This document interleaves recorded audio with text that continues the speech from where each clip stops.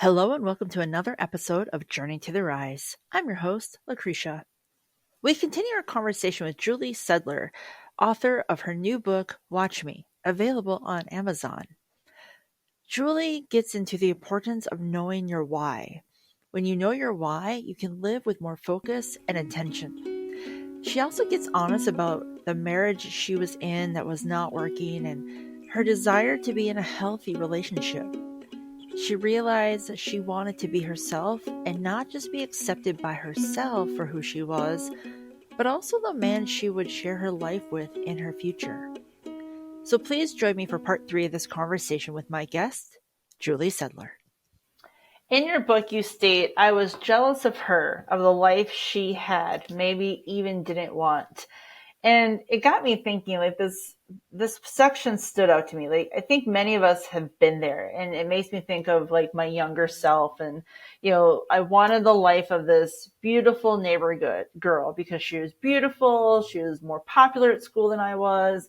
And I remember my mom said to me, her life isn't all you think it is. Like, not all things were good for her in her home. So if you want one thing, you have to take it all.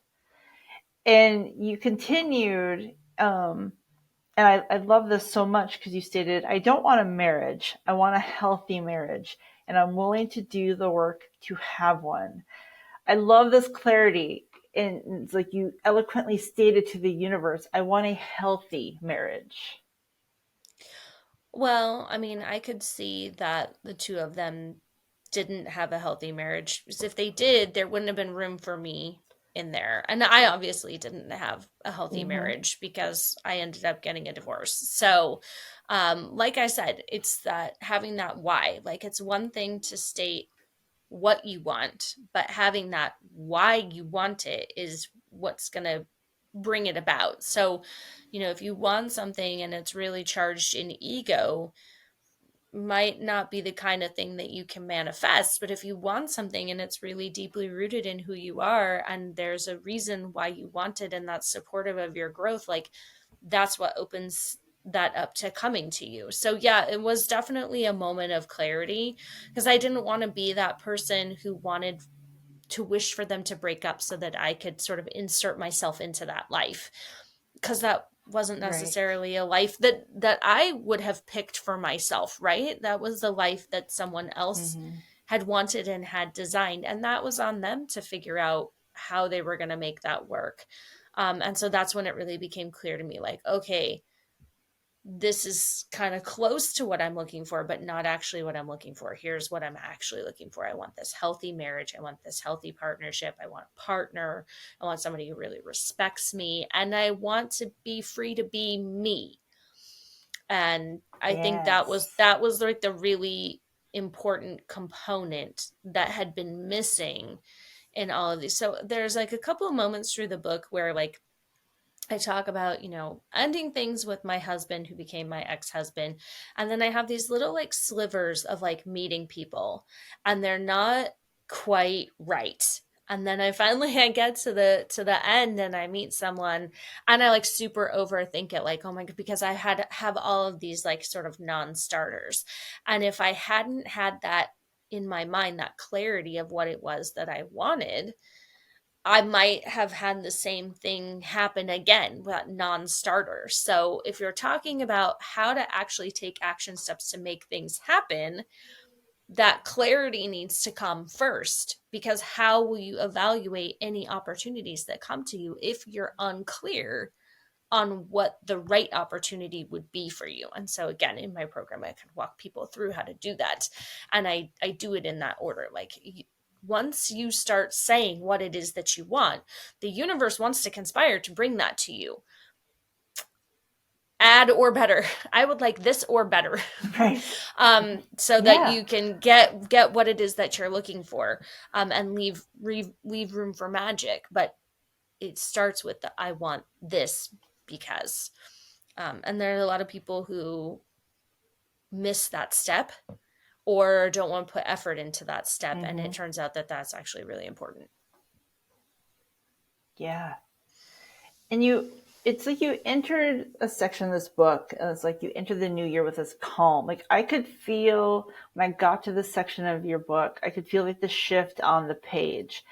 And I felt like there's this growth from feeling tense, anxious, oh my God, I need to overthink everything, to this more tranquil serenity that came through as you wrote, if it is right, let it be right. If it isn't, help me let it go. And yet you maintain this level of humanness when you stated, how much validation do I need to trust? Well, and that's like the constant back and forth in my head, which I think you see on the page with being privy to my inner thoughts. Like I do go back and forth a lot. And then I'll ask myself, I was chatting with my friend at that time and we were like, okay, I need a signier sign. Like I see that I asked for a sign and I got a sign, but can you send me like a signier sign so that I don't miss the sign that you sent? And yeah, I would say Right. definitely like I relaxed a lot. And again, that I think that comes down to the confidence that we talked about, and the confidence comes down to those little moments of self-trust and building that within yourself so that you can be confident. So like it seems like this daunting thing, like, oh, you achieved this level of calmness, how did you do that? Well, I had this self-confidence, how did you do that? Like we're constantly breaking it down. The big Yeah. things don't just build themselves. We build them up with the smaller things, and then it adds up collectively to something bigger. So, there's a reason why this book takes place over the course of just over 3 years. Is it takes time to build to something that big. It doesn't just happen overnight. But yeah, there's a beauty. I have this like a sort of obsession with New Year's Eve, and like this idea of like wiping the slate clean and like starting over magically the next day, even though like you're still the same person and probably even like a little hungover the next Right. day. Um, Right. but it feels like this magical time where like anything can happen, and I can like always put a lot of effort into like thinking about how I want my next year to be, and like the self-reflection. And so I've got some um posts coming up on Instagram where I kind of walk people through my process of how I do that, how I hold myself through prepping for that year ahead. And it's not like new year, new me. It's more like, what am I looking to get out of the year ahead so that I'm Yeah. using my time effectively? I don't want to say wasting my time, because there's can be fun to waste your time doing fun stuff. So I Yeah. really don't like the word waste. I want to use my time effectively because I don't have a ton of it where I get to pick and choose where it goes and what it goes to. So when I do get that, I want it to go to something that's going to get traction and go somewhere and do something so that I feel like I'm pouring into a cup that's getting filled, as opposed to pouring into a bucket with a gigantic hole at the bottom of it.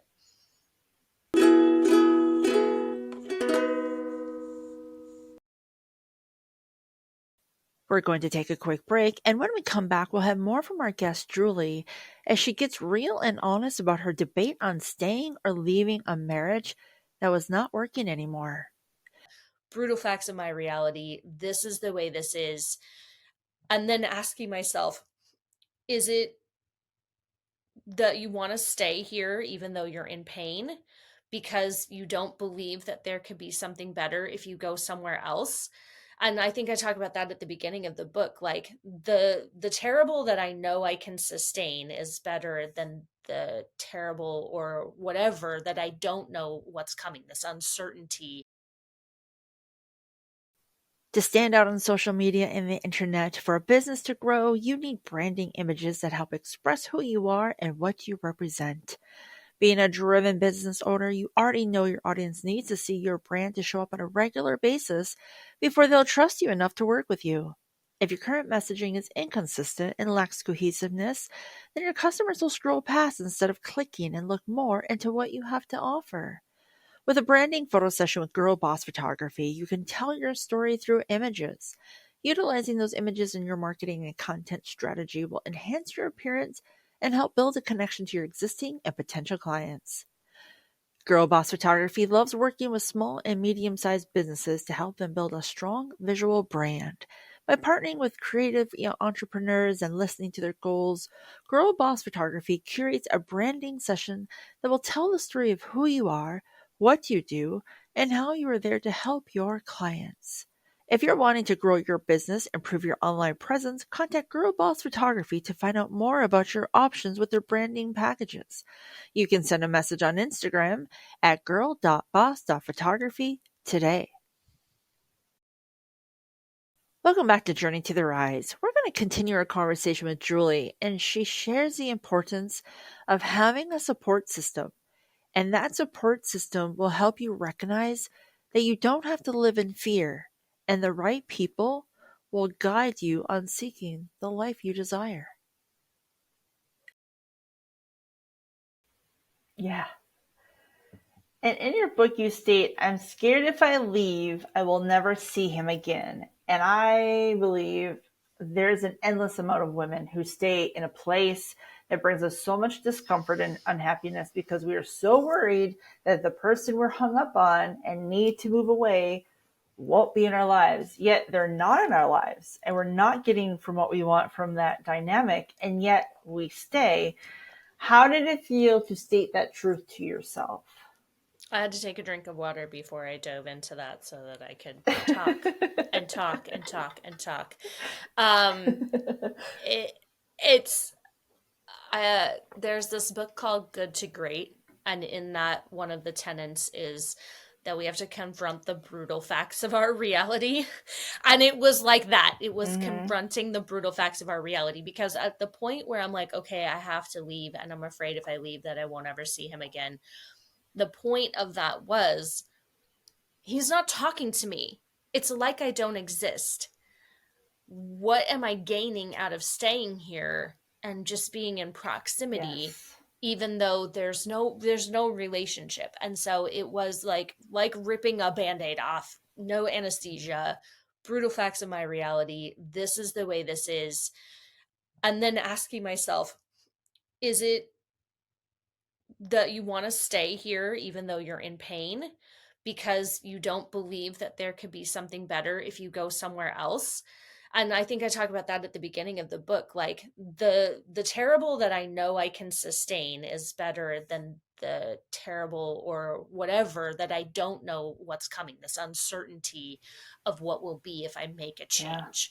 Yeah. And so that's sort of a recurring theme throughout the book. Like, okay, if I do this thing and I leave this place where I know I don't want to be, like, I know I don't want to be here, am I going to be okay?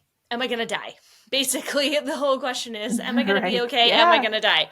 And then consistently proving to myself, you're going to be okay. You're not going to die. And it gets to be better. Like, it gets to be happy. It gets to be supportive. It gets to be loving. And it was hard. It's hard to be that honest with yourself. It gets easier to be that honest with yourself when you take those little steps and you prove to yourself that I'm not going to die, I'm going to be okay. And you sort of like do those reps and like build that muscle. So I will say that, like, it gets easier, but like the first time, like, you don't just get off the couch and then immediately run a 5K. Like, you get off the couch and you like take some laps around the block first. Like, you work up to the 5K, you work up to the gigantic marathon. And that was how I worked my way up to that. So you'll notice that's like the last big thing that I do. That's like the last, like, that was the last cord I kind of had to cut. And I was like so scared of cutting that cord. But it had been a non-starter for a long time. And I just had to be honest with myself. So it's hard.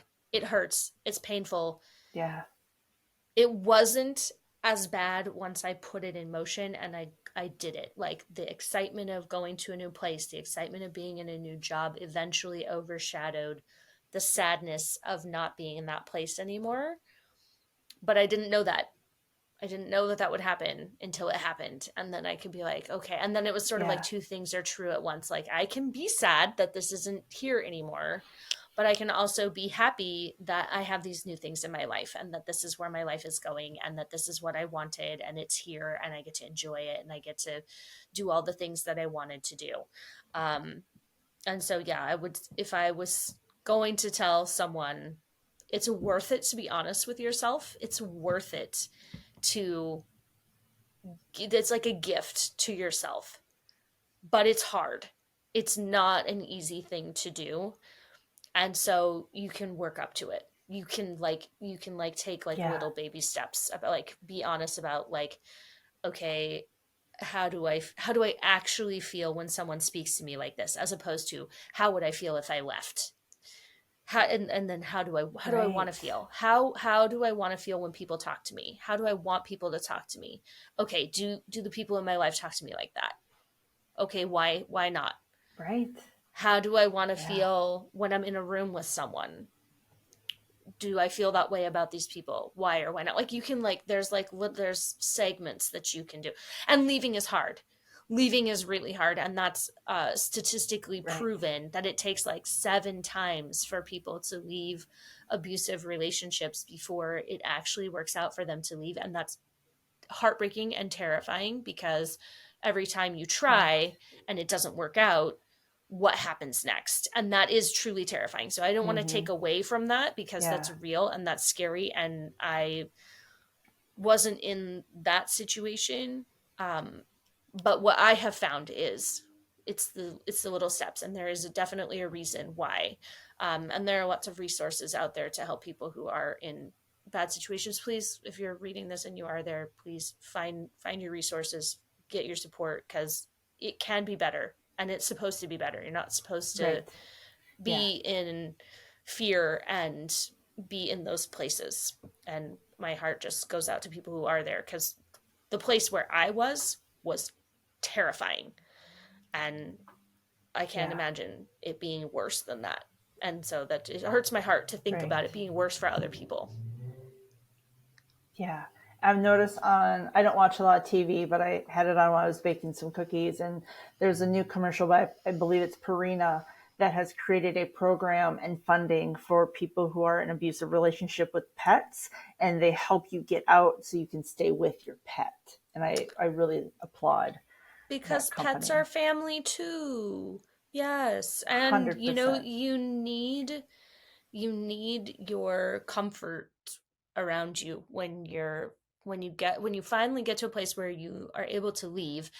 Your body, which has been in this survival mode, is going to finally like take a deep breath and like let that deep breath out and start Yes. to relax, Mm-hmm. because your body isn't supposed to be in that fight or flight state sustained.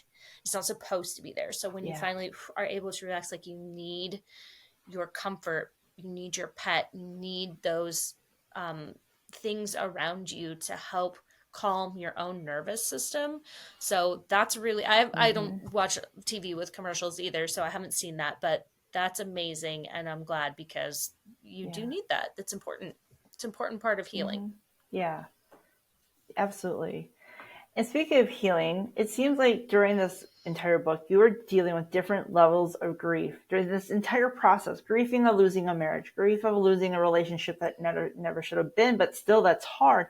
Grief of letting go of your old self. Like, it's just like bam, bam, bam. How did you process all these different levels of grief that just kept coming to you? Did I process them well? I'm not sure. I think that's sort of open to interpretation. I think there, in some ways, like, I'm still processing things. Like, I still have things come up from my marriage or from other relationships where I'm still working through stuff. Like, healing comes in layers. You're never Yeah. done healing. It's always ongoing. But in terms of the grief, like, to answer your question about the grief, uh I don't know if before this I had ever really allowed myself an opportunity to grieve for something, and that I would, like, stuff all of those feelings and all of those emotions down. And so in this second book that I'm working on writing, I actually revisited places of grief, since now I have some experience with moving through grief, and it like opened floodgates. Like, I had to like process it and move it through my body, and I had to amend like my writing process a little bit to open up to that.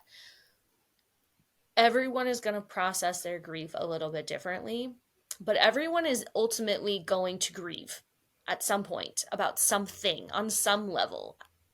And so I don't really feel like as a society we're great about acknowledging that grief exists and that it's something that needs to be worked through and Mm-hmm. moved through, and allowing people like support and resources to help them move through their grief in their own way. And I think, like, as a society, we really sort of expect people to like, get over it, like get over it already, like move on to the next thing. And I think in my book, I'm like, okay, like I got divorced, I'm separated, like I'm just gonna go out and I'm gonna date and I'm gonna find somebody. And then COVID happens and there's lockdowns, and I'm like, I can't go and do the thing that I just assumed that I would do. Now I have to actually sit here in this and like deal with it. Right. So in a way, like I Yeah. really think the universe like conspired, like, yeah, no, you're not gonna go do the same stuff over and over again. Like we put you in this place so that you would actually get to a new level. I mean, I always had a choice. And I think that was the thing. Like you talked about this relationship that should have never been.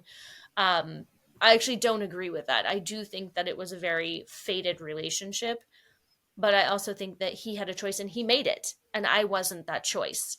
Mm-hmm. And so really I was sort of grieving that, like, I'm not, that I wasn't picked. And for someone with like that Meredith Grey Yeah. pick me, choose me, love me energy, I was like, oh, like devastated. Right. Um, Yeah, of but again, course. like working through that and being like, okay, what did I actually like about that relationship? And how much of it was that I wanted someone to save me?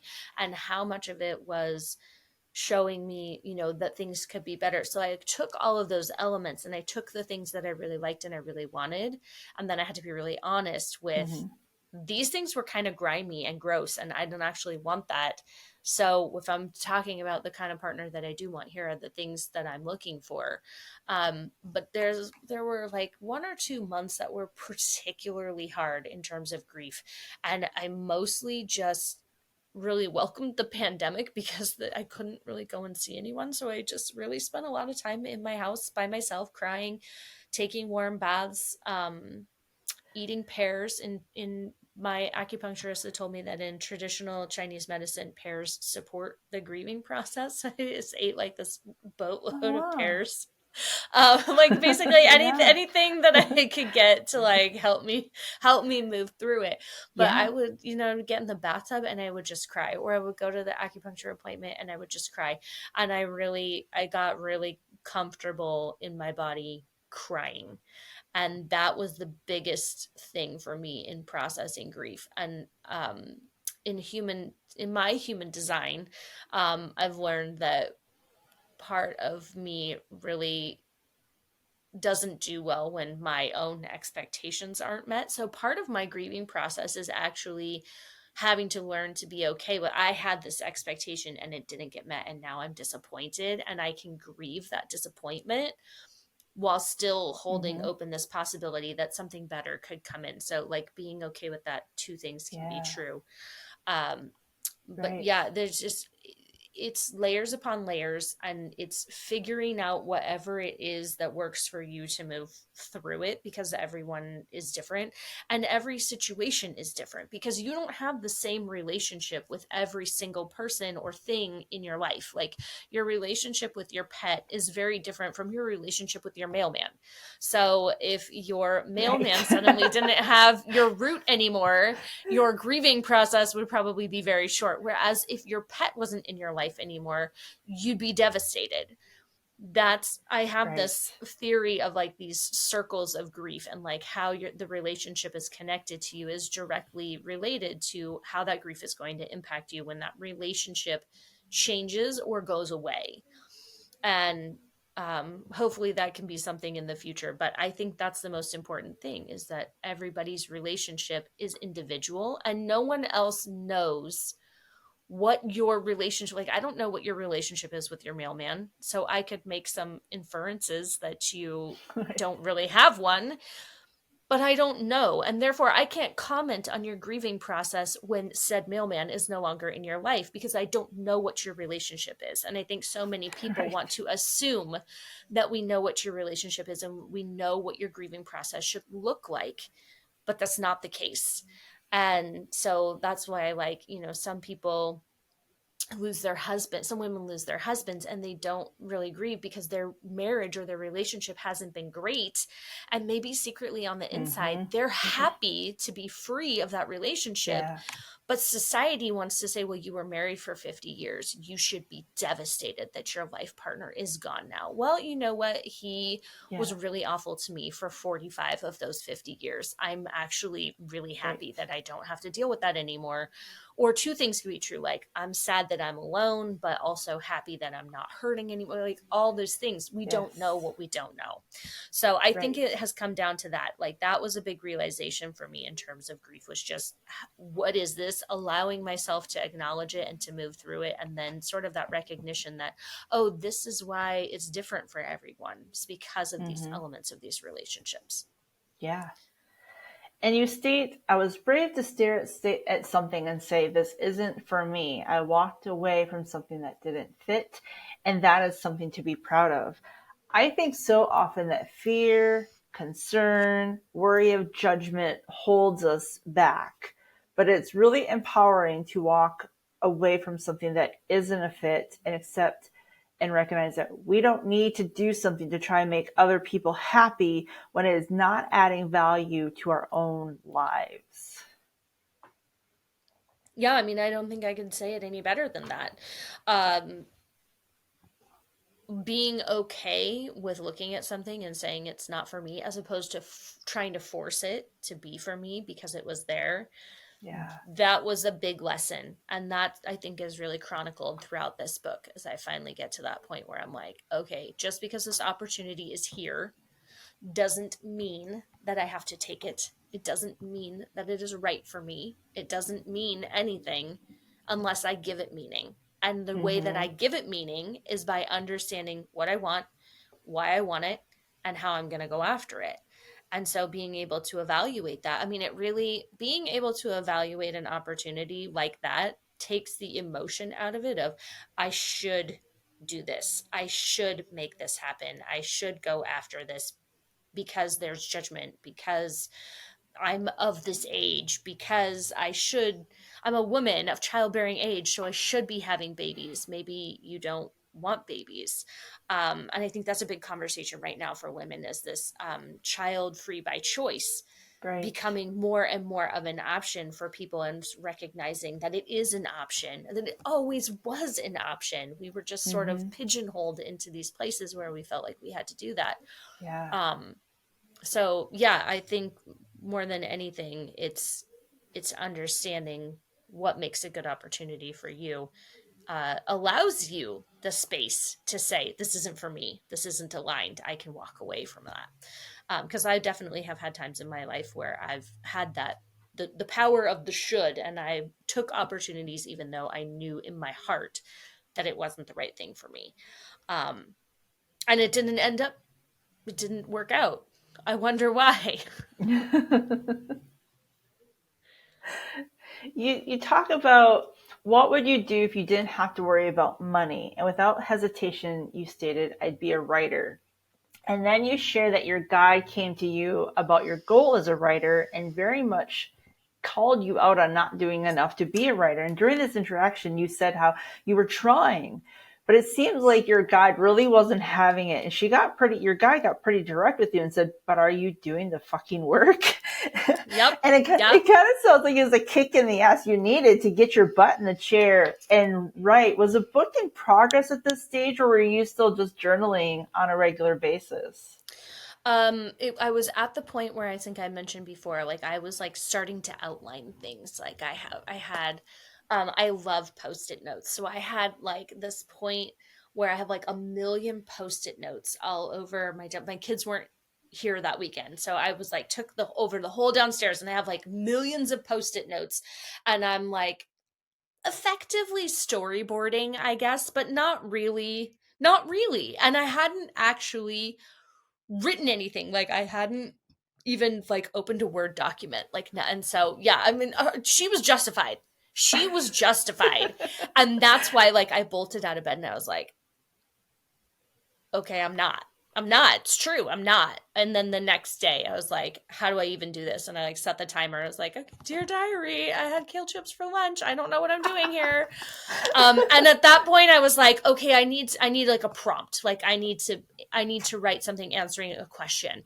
And so then I would like come up like at first, like I would like search on the internet for questions. Like, okay, like what's a good writing prompt? And then after like a day or two, like I eased into it and I started to ask my own questions, and then I started to answer my own questions, and then it flowed through there. So like just because I said if I didn't have to worry about money, I'd be a writer, doesn't mean that I just effortlessly fell into writing. Like there's a process here.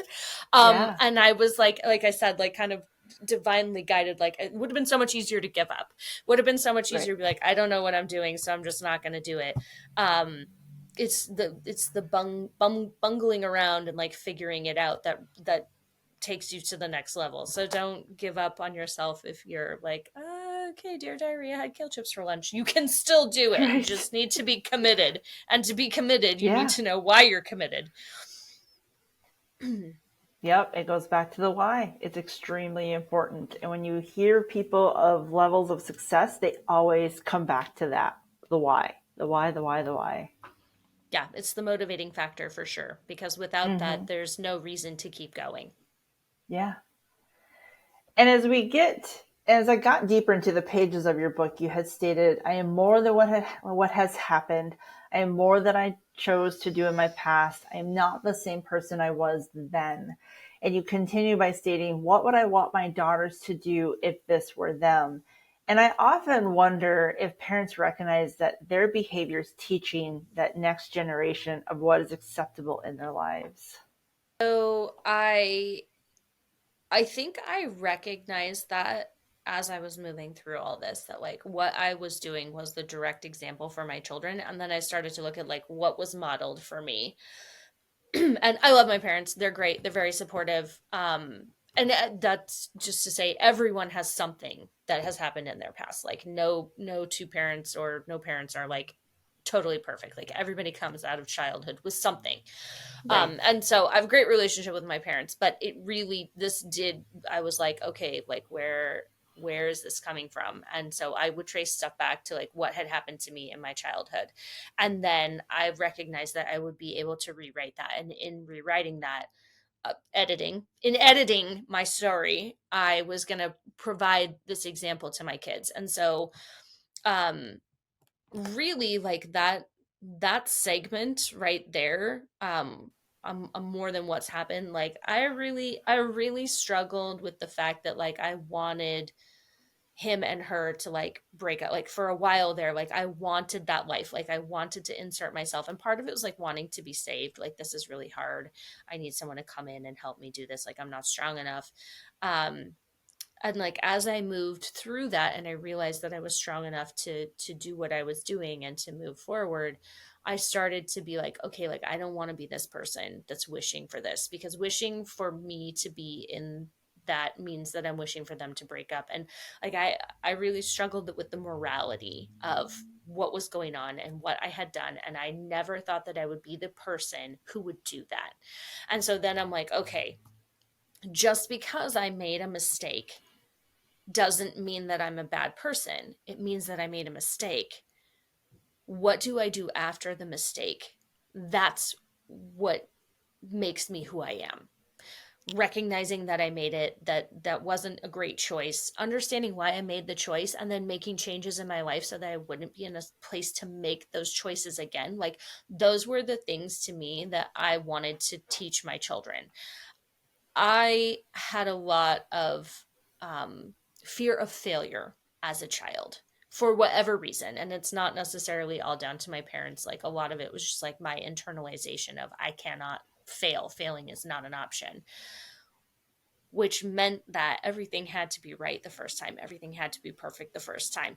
And then slowly throughout my life, recognizing that very few people get it right on the first try, 100%, exactly the way they want it. And life is actually really open to not getting it right, tinkering with it, doing it again, figuring out what happens, that sort of feedback loop.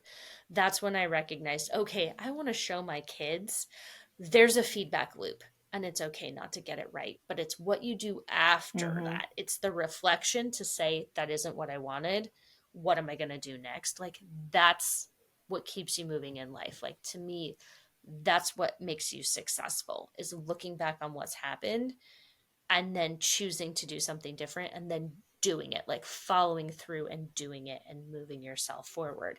So I am more than what happened in the past. I am more than the decisions that I made. I Yeah. am not a good or a bad person based on those. I'm the person I am because of what happened and what I chose to do after that. As I got deeper into your book, you said something that I want to be carrying with me. And you state, if I want to know, I'm going to have to be more direct. That will mean I will have to be brave. How hard was it for you to be brave? Okay, well, we've already scratched at the surface of this, that I always feel terrified. I never feel brave in the moment, for sure. Yeah. Um, I feel like it's that energy of, like, sort of overcoming that we've talked about before, where it takes more effort to get to the like, once it comes out, or like once I'm in it, like, I do it, like I follow through. I know that it's gonna happen and I'm gonna hold myself. It's the moments leading up to it where, like, my anxiety is trying to kick in and my mind's like trying to keep me safe and do the things that I've done before, because I know that I can handle that, going to all of those places. So how hard is it to be brave? It's terrifying for me, but for some reason I get to this point where I'm just going to explode unless I do it, and then I do it, and then it's all downhill from there. And I think there are people out there who feel Yeah. that way. Like, there's a buildup, and then it's like, oh, that wasn't so bad. Okay, that I did it. I'm okay. But yeah, I just, that whole sentence where, like, if I want to know, I'm gonna have to ask. And for me, the asking is the hard part. That's the part where I need to be Right. brave. So I think I've just learned enough. I just have enough experience collected to know that once I have the ability to ask, to verbalize, then I'm going to know, and it's all going to be downhill, and it's going to be okay. And what, either I'm going to get back an answer or I'm not, and that is an answer. Sometimes no response is a response. And so that it Right. was getting to that point of, like, okay, like, he wouldn't talk to me. That's no response, but that is a response. I'm not speaking to you anymore. And then I was like, okay, Right. like, for sure, Mm-hmm. this is like, we work together, like, you're gonna talk to me in a professional situation. No, seriously, straight up, like, I would walk into a room and he would turn around and he would walk the other way. I'm gonna pretend like you don't exist. No response is a response. There is no relationship here anymore whatsoever. um Right. and sometimes it hurts. Like, there's no sugarcoating it. There's no happy around it. Sometimes it just is what it is, and it's confronting the brutal facts of your reality. But now you know. And then for me, it was always, okay, once I know, now I have to do something with this information. And that was kind of the thing that, like, Right. propelled me forward. Like, okay, I have more information now, I can do more with that. Maybe that's a lot of Virgo energy Yeah. in myself, where I'm like, okay, I have more information, I can do this, and I'm gonna crunch the numbers. And Right. but if I'm thinking about other people who aren't me, I would say it's that psyching yourself out leading up to it. Like, that's the part that you need to really get over, because once it all comes out, once you initiate, it is a downhill slide, and it doesn't take as much effort, and you've kind of gotten it out there. And sometimes, I've felt like things were going to be really hard or be a difficult conversation, and I just needed to open the space, and then someone else was like, oh my gosh, thank gosh, I was feeling the same way. And actually, I've had that happen, like, around holiday gifts, where I'm like, hey, would you be okay if we just didn't exchange anything this year? Oh, they'd, like, be Yes. so, like, and sometimes, like, it's not even about spending the money. For me, it was about, like, the preparation and the going out and the figuring out what to get, and then the getting it, and then the wrapping it, and then the finding the time to give it to them, that was too overwhelming. It wasn't the Right. gift itself, it was all the things that went into the gift. And so for someone else to be like, thank you, I don't have the capacity to do that either, and we could kind of like look at each other and be like, I am your friend, I appreciate you, can that just be enough of a gift this year? And then for both people to be like, yes, Yeah. that is good, we can move on. Like, it's like that. Like, you Yeah. never know until you know.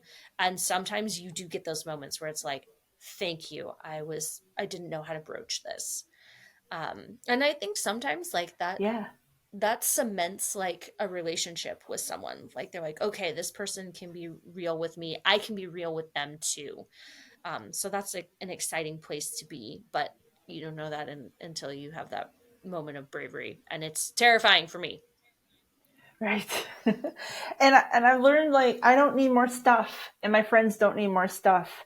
And I've gotten to a Right. point where I'm like, I'd rather take you to lunch and spend time with you than give you stuff that you don't. That no, let's just go spend time together.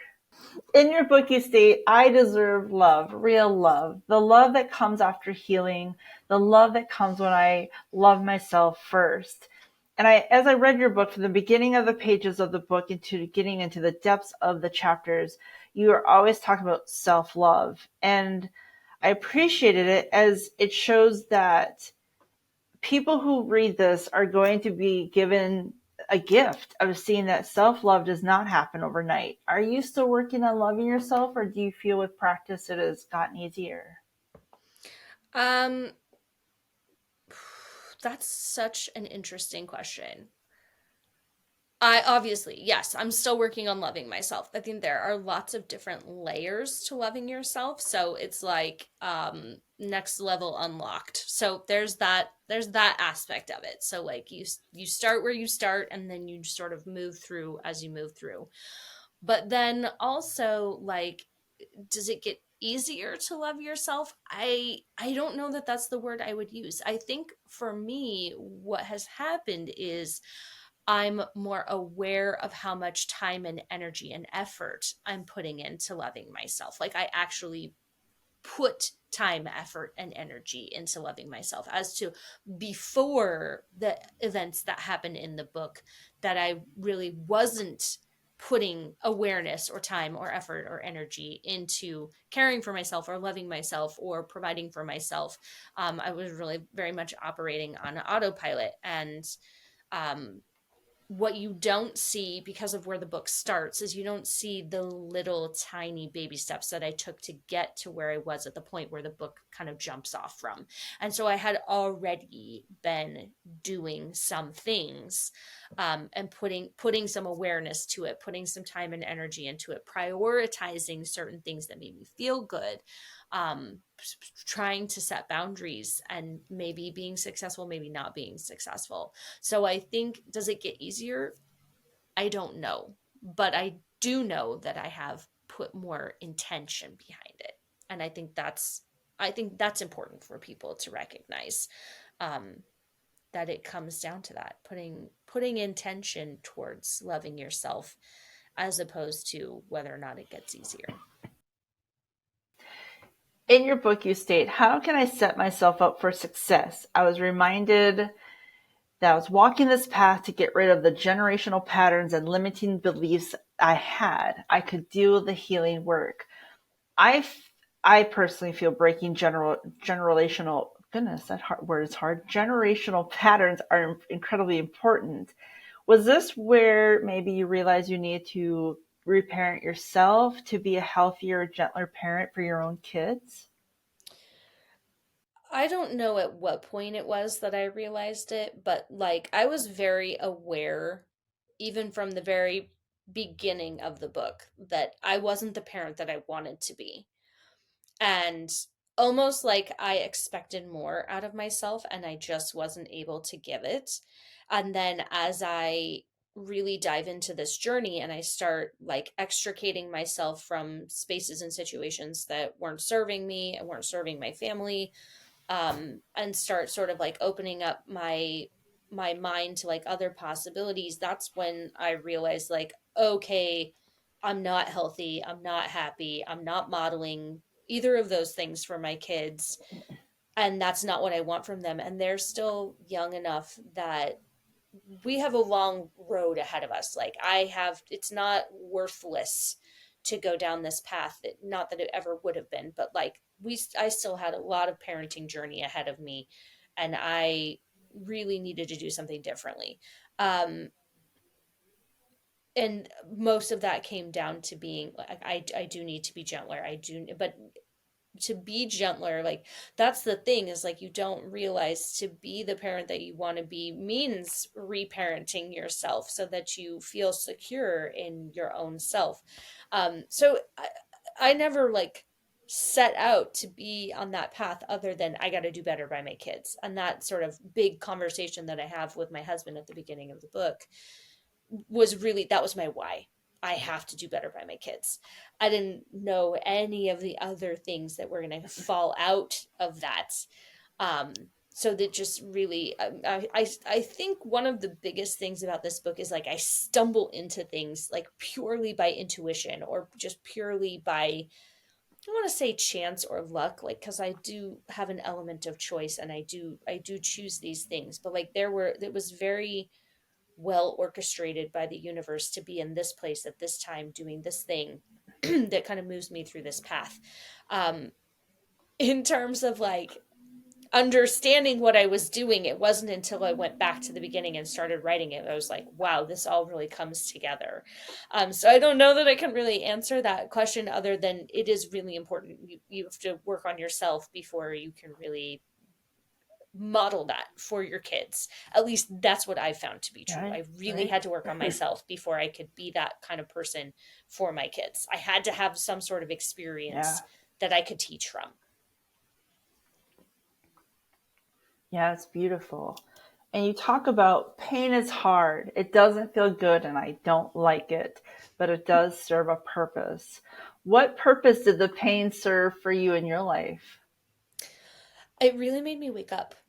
It was like I've said it before and I'll say it Wow. again. I was walking around on autopilot, and eventually it was too painful to be walking around on autopilot. And so what I found was the pain was telling me something, and it was whether or not I was willing to listen to it and to go deeper and to not hold judgment on it, not to say, I'm in this space, I have a partner, I have a house, I have two kids, I have two cars, I have a job, like my life is fine. But to say, I have these things, but are they serving me? I have these things, but am I thriving? Am I doing okay? Am I the parent I wanted to be? And to not hold judgment, where you should be totally happy with this. You have a comfortable life. There are plenty of people out there who don't have a comfortable life. It's my life. What is working for me? And so in that regard, like, my pain taught me almost that it was okay to be a little bit selfish, because in being selfish, I was able to give more.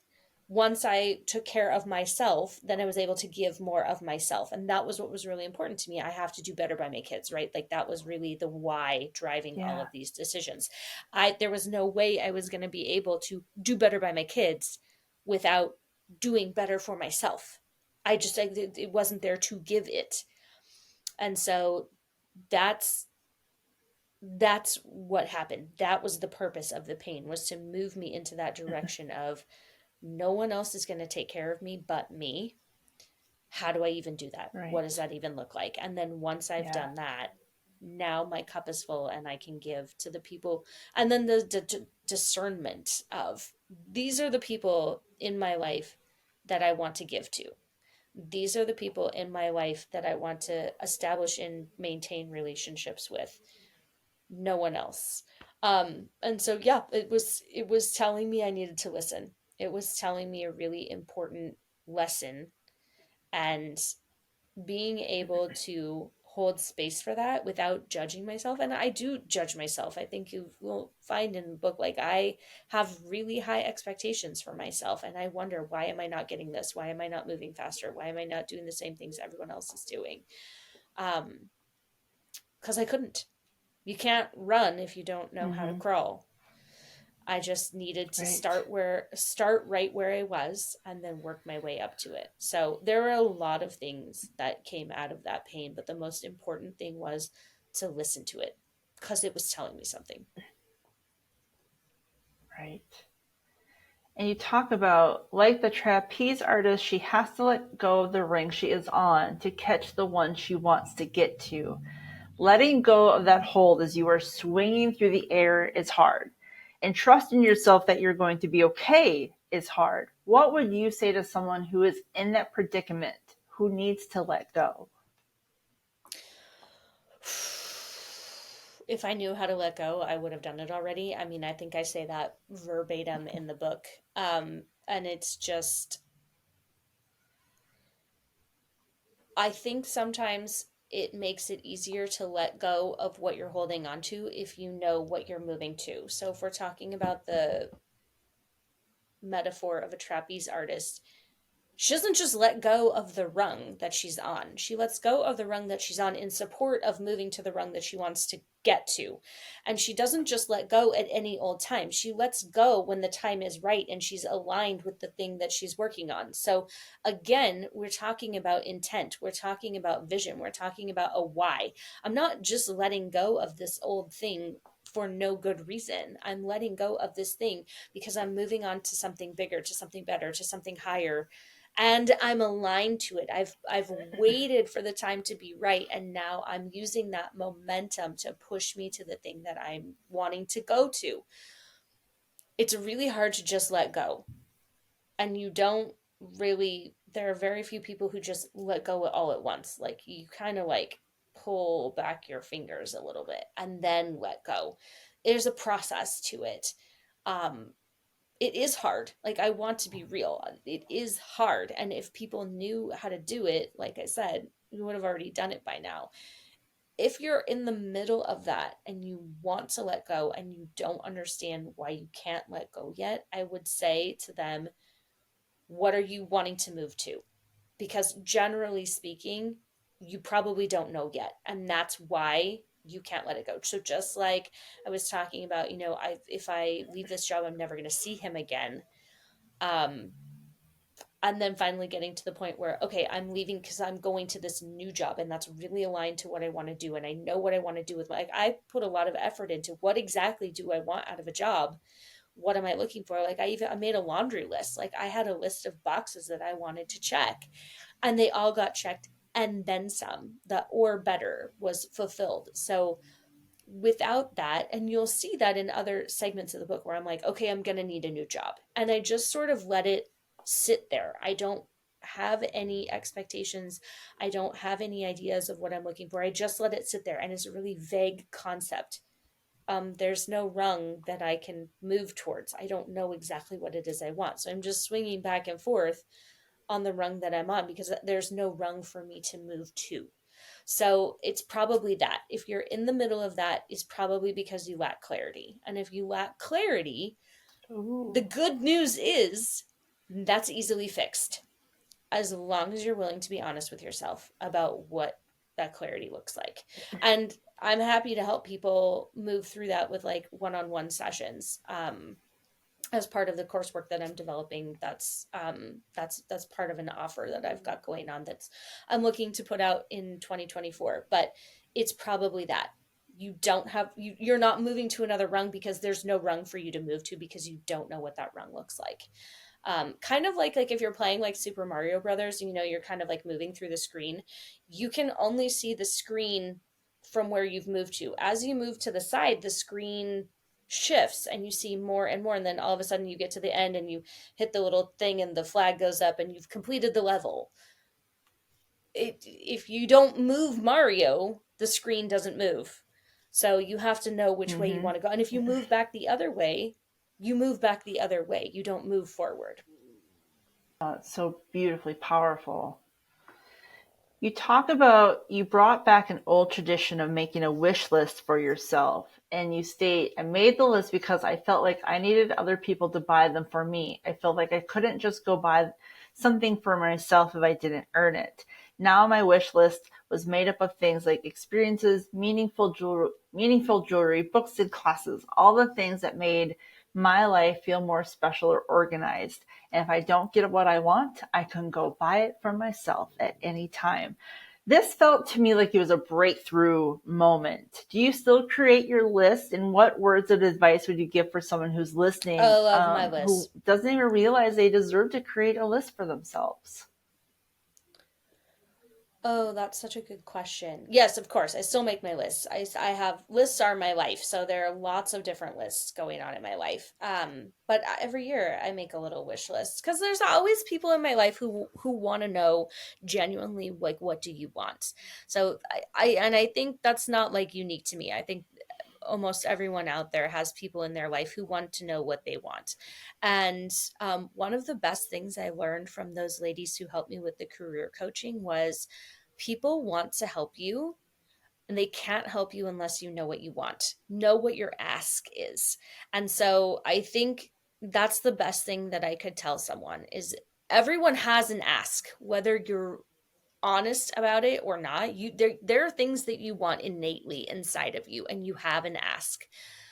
The more articulate you can be about that, the better the chance that that rung from the trapeze artist appears and that you have a place to move to. Someone comes into the picture who can help you fulfill that ask. The important part is that it's you can verbalize it or you can access it and share it with someone. And so in that regard, I think everyone deserves to have a list because everyone has an ask. It's just whether or not you've given attention to actually writing it down or having it in your head, whatever it looks like. Um, Everyone deserves to have that because everyone has some level of something that they want. Next week, we wrap up our conversation with Julie Sedler. There's still more to share about her book, her story, and what is ahead for her. And you can find her book, Watch Me, on Amazon. I appreciate you listening to Journey to the Rise. I hope you give us a follow on your podcast app so you have the latest episode downloaded. If you would like to head on over to Instagram, you can find our account at Journey to the Rise Podcast. This episode was researched, produced, and edited by Girl Boss Productions. And please remember to be kind to yourself. When you're kind to you, it is easier to be kind to others because you can't hate yourself into a version you love. You are worth more than you think. I'm Lucretia, and you've been listening to Journey to the Rise.